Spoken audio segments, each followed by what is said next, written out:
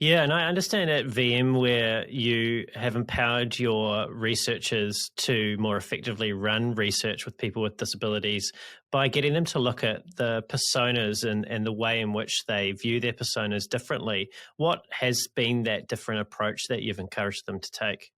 So, as I'm sure you're aware from previous discussions, people can get pretty attached to their personas. And the personas had already been formed by the time I got to VMware 3 years ago.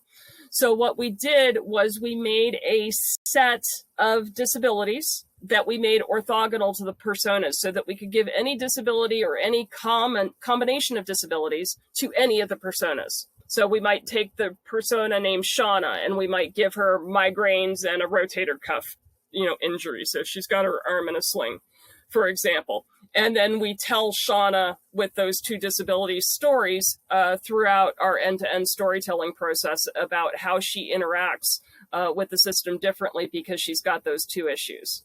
You don't get them all that way, but you get a good representation.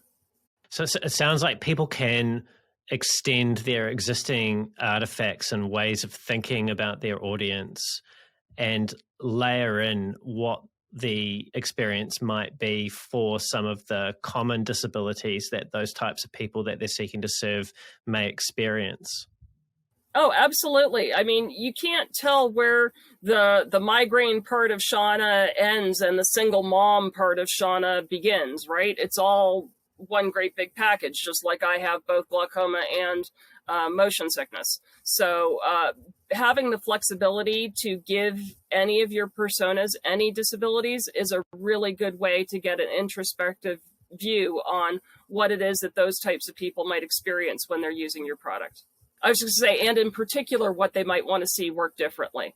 Like maybe Shauna's more sensitive to screen time. So she wants a keyboard shortcut so that she can get to something more quickly in case she's in the middle of a migraine.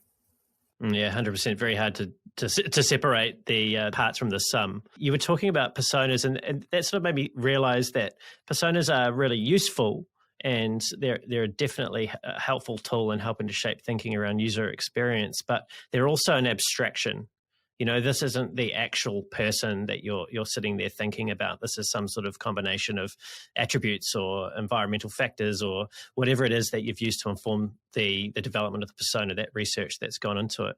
But let's talk about actual face-to-face research. I'm just laughing because I've had conversations at VMware where I've said, Shauna's not real, right? where people are talking about, well, Shauna would do this and Shauna wouldn't do that. One of our personas is actually named Shauna. I don't know if she was named after a real person or not. I don't think so.